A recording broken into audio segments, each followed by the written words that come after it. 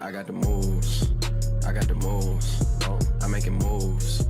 You gotta move. You gotta make the city move. Like, whoa. I make the city move. I got the move.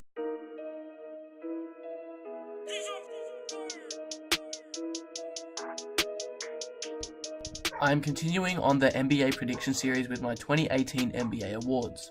The awards I will announce will be the Rookie of the Year, the Sixth Man of the Year, the Defensive Player of the Year, the Most Improved Player, the MVP, and the team I think that can win the NBA championship this year.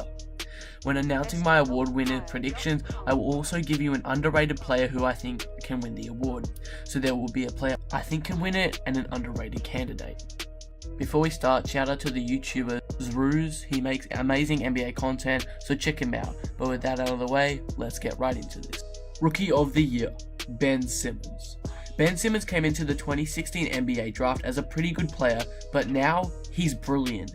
He improved his weakness, his jump shot, and his passing ability is better than ever. His basketball IQ is just out of this world. I cannot believe how good it is.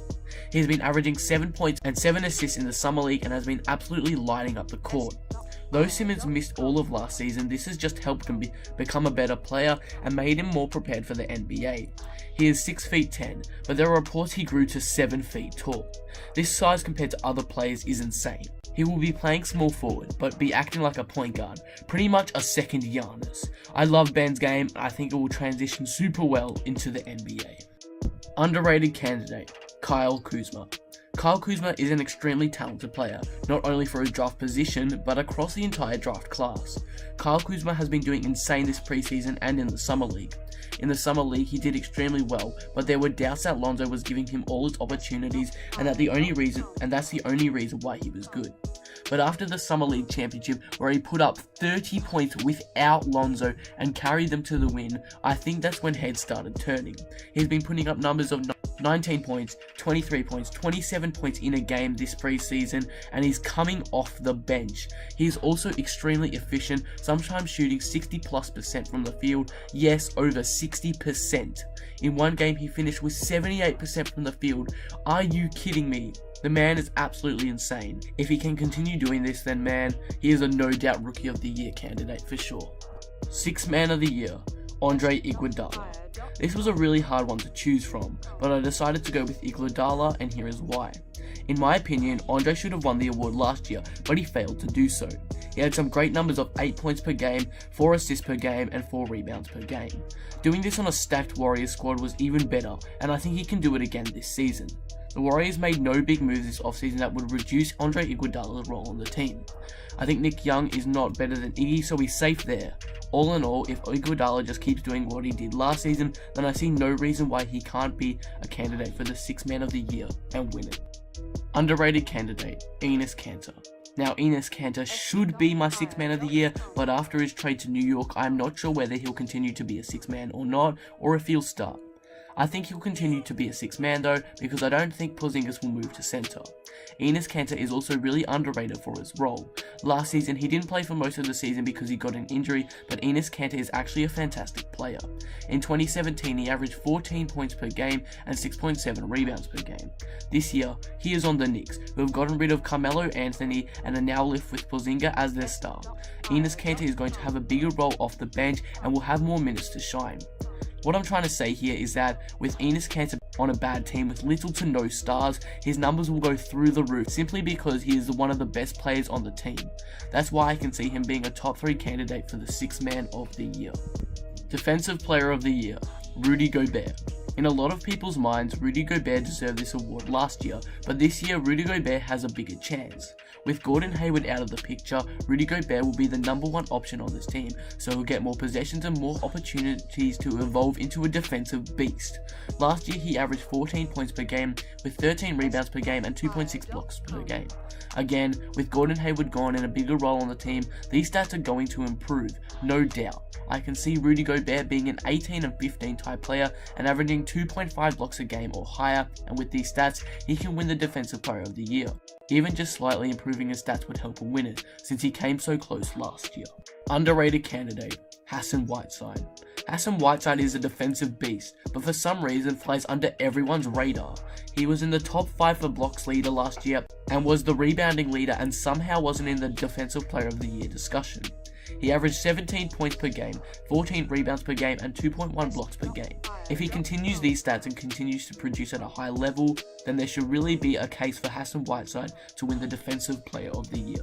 Most improved player, D'Angelo Russell. D'Angelo Russell was supposed to break out last season with the absence of Kobe Bryant, but he failed to do so. In his first 2 seasons, he put up 14.3 points, 3.5 rebounds, and 4 assists. His first season was brilliant with 13 points a game, and as I said earlier, last season he was projected to blast off, but he only slightly improved by 2 points and all other stats stayed similar. Assess for his only significant improvement as he jumped from 3 assists to nearly 5. This offseason, D'Angelo was traded to the Brooklyn Nets for Brook Lopez. Though Brooklyn may be one of the worst teams in the NBA currently, this is a huge opportunity for D'Angelo. He is the only noteworthy player on the team, but that does not mean he has to carry a horrible team. Brooklyn also managed to pick up Allen Crabbe role pieces to make up the team, so it's not like D'Angelo can't rely on anyone but himself. This opportunity is one D'Angelo cannot miss as he is the first option on the team. D'Angelo could average 18 or 19 points next season with 5 assists. After the All-Star break last season, D'Angelo averaged 18 points, so that's what's in store for what will come next season. D'Angelo is a very special player, so the chance in Brooklyn is one he cannot miss, and I'm sure he will not disappoint us next year, and he will improve so much in Brooklyn that he will be a no doubt chance for the most improved player. And in my opinion, he will win it. Underrated candidate, Chris Dunn. Chris Dunn has been traded from the Timberwolves to the Bulls, where I expect he can shine. He is an extremely underrated player for this award, and I'm surprised not many people have been talking about him as a candidate for this award. He is an interesting player to watch. People are already labeling him as a bust, and he has only played 1 season. The reason for his terrible start to his career is because of his previous coach Tom Thibodeau. Thibodeau is known for not playing as rookies, so that would explain his terrible rookie numbers. Now on the Bulls, Chris Dunn can hopefully prove the haters wrong and prove that he is not the bust everyone thinks he is. On the Bulls, behind Zach LaVine's lead, I predict he could average 10 points, 5 assists with maybe a steal per game. These drastically improved stats can help him win the most improved player. But now onto the one you've all been waiting for. MVP, Damian Lillard or Giannis Antetokounmpo. You were probably wondering why I included 2 here, and that is because I said in a previous video that I think Damian Lillard will win the MVP this year. I have to respect Giannis though, he is a great candidate. I will talk about him in a minute. But I made a bold statement that Damian Lillard would win, and I will not back down from that, so I'm just going to include him.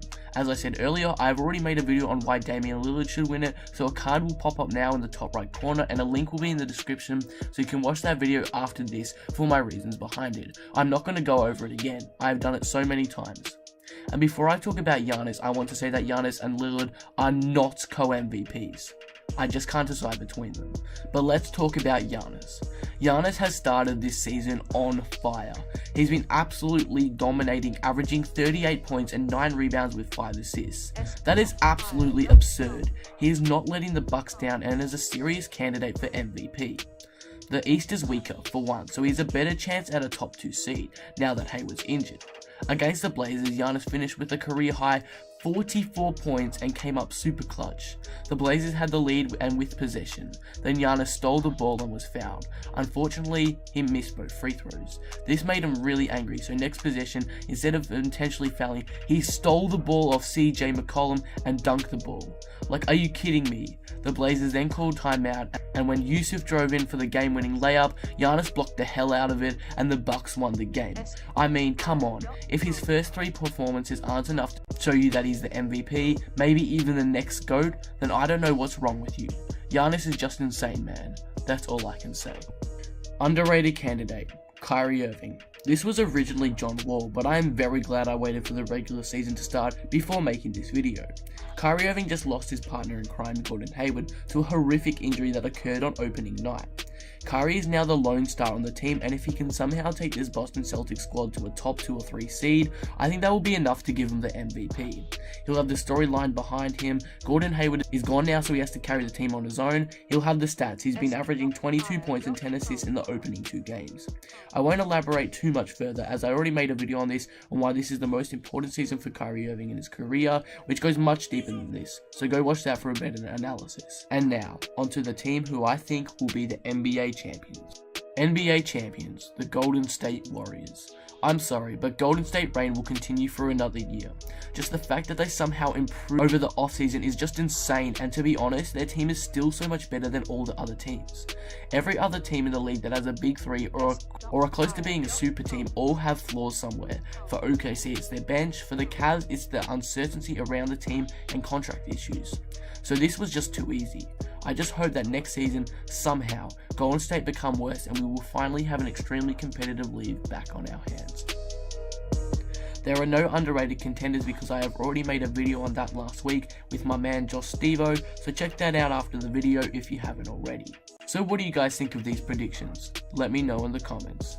That will conclude the video. If you enjoyed, make sure to leave a like and subscribe. But with that being said, I am out. Peace. Did y'all boys not get the memo? I do not stay at the Intercontinental, and anything I got is not a rental. I own that motherfucker, figured out this shit is simple. My stock been going up like a crescendo.